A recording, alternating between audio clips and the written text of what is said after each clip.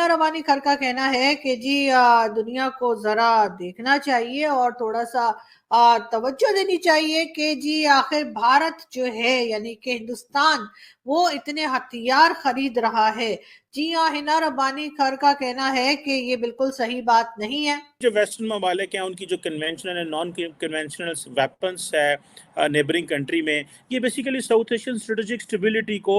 जो है वो डिस्टर्ब कर रहे हैं और इससे हमारी जो नेशनल सिक्योरिटी है वो रिस्क हो रही है। ये नहीं बताया कि अगर भारत हथियार खरीद रहा है तो हमारे पेट में दर्द क्यों हो रहा है। वो कह रही हैं जनाब इंडिया को जनाब जनरल सप्लाईज मिल रही हैं, advance conventional non conventional weapons मिल रहे हैं। अभी वो कह रहे थे जी कि जी पिछले महीने इंडिया ने को 5.94 ट्रिलियन रुपीस जो कि 72 अरब डॉलर का डिफेंस बजट रखा है 23-24 का। आने वाले 6 माह साल हमारे साथ होने क्या लगा है। साफ साफ वो ये तो कह नहीं सकती थी कि जी इस वजह से चाइना जो है वह उसकी हालत खराब हो रही है या चाइना जो है वो भागा भागा फिर रहा है। TTP wants to push government out of Khyber Pakhtunkhwa to establish Sharia. अब हर जगह यूएन में जाकर पाकिस्तान की बात करने के बजाय भारत की बात करना हमारी एक आदत सी बन गई है और एक तरीका बन गया है कि जाकर यूएन में ना तो पाकिस्तान की फूड शॉर्टेज पे बात होगी, ना इकोनॉमी पे बात होगी, ना एजुकेशन पे बात होगी, ना सिक्योरिटी पे बात होगी, जो कि हमें टीटीपी से मुसलसल अटैक्स किए जा। हेलो फ्रेंड्स, जय हिंद। बीवीआर ज्ञान में आपका स्वागत है दोस्तों। पाकिस्तान की विदेश राज्य मंत्री हिना रब्बानी खार ने यूनाइटेड नेशन सिक्योरिटी काउंसिल में भारत की बढ़ती सैन्य क्षमता पर कहा कि यह पाकिस्तान के लिए खतरा है। इसके जवाब में यूएन में भारत के प्रतिनिधि सीमा पुजानी ने कहा कि पाकिस्तान की जनता भोजन, स्वतंत्रता और आजीविका के लिए लड़ रही है, लेकिन भारत के लिए पाकिस्तान का जुनून गलत प्राथमिकताओं का संकेत है। मैं पाकिस्तान को सलाह देती हूं कि वह निराधार प्रचार के बजाय अपना ध्यान अपनी जनता की हित में लगाए। सीमा पुजानी ने कहा कि पाकिस्तान इस मंच का प्रयोग लगातार दुष्प्रचार के लिए करता रहा है और पाकिस्तान आतंक फैलाने वाला देश है जो वर्षों से आतंकियों को पोषित कर रहा है। हिना रब्बानी खर, जी हाँ, हिना रब्बानी खर जो कि minister of state for foreign affairs हैं। हिना रब्बानी खर का कहना है कि जी दुनिया को जरा देखना चाहिए और थोड़ा सा तवज्जो देनी चाहिए कि जी आखिर भारत जो है यानी कि हिंदुस्तान वो इतने हथियार खरीद रहा है। जी हाँ, हिना रब्बानी खर का कहना है कि ये बिल्कुल सही बात नहीं है कि इंडिया में जो है इंडियन गवर्नमेंट जो है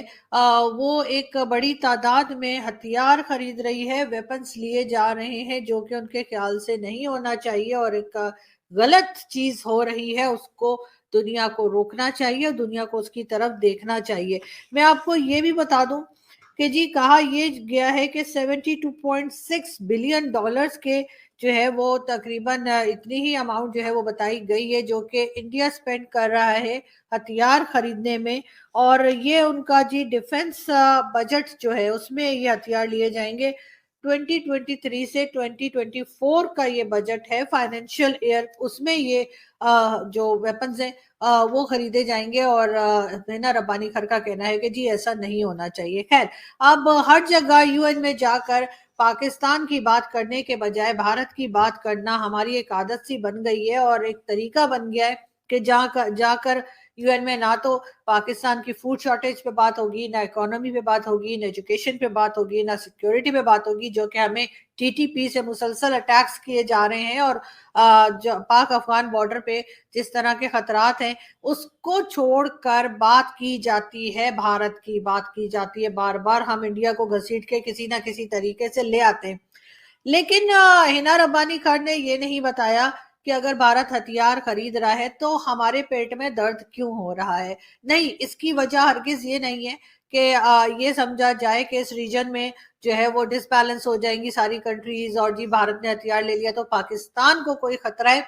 पाकिस्तान को कोई खतरा नहीं है भारत के हथियार खरीदने से, ऐसा मुझे लगता है। तो फिर खतरा किसको है, ये बात सोचिए। जी हाँ, भारत से खतरा है चाइना को और चाइना ने आके हमें कहा होगा कि जी जाओ जाओ जाके ऐसे बोल दो और बस जी ये सुनते ही जो है ना रब्बानी खर उठी और उन्होंने जाकर बात की और ये कहा कि जी भारत हथियार खरीद रहा है और वो साफ साफ वो ये तो कह नहीं सकती थी कि जी इस वजह से चाइना जो है वह उसकी हालत खराब हो रही है या चाइना जो है वो भागा भागा फिर रहा है, तो जाहिर है क्योंकि चाइना हमारा दोस्त है, जैसे हम कहते ही हैं समंदर से गहरा, आसमानों से ऊंचा, पहाड़ों से ऊंचा, पता नहीं कौन सा दोस्त है। लेकिन हिना रबानी खर भी लगता है कि शायद she is playing to the gallery और व्हाट।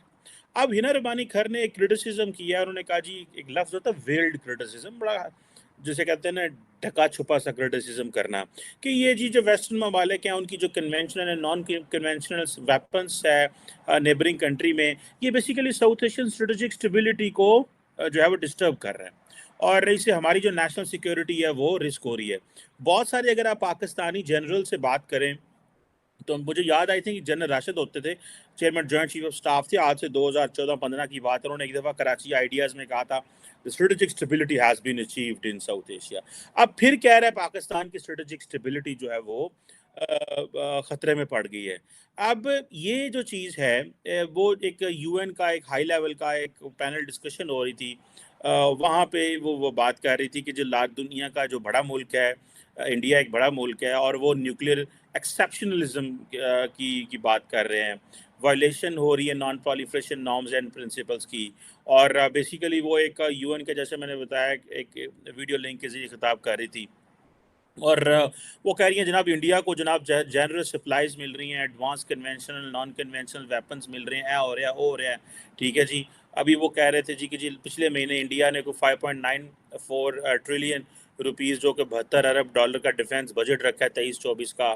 जो कि ज़ाहिर बात है 13% ज़्यादा है पिछले पीरियड जो एस्टिमेट्स हैं। अब ये जो चीज़ें हैं अब ये चीज़ें बड़ी इंपॉर्टेंट हैं, लेकिन जो मैं क्वेश्चन हिना रबानी खर ने जो डिस्कशन की है, मेरा पॉइंट ये है कि पाकिस्तान क्यों नहीं समझता कि अब साउथ एशिया को दुनिया उस तरह अहमियत नहीं देती,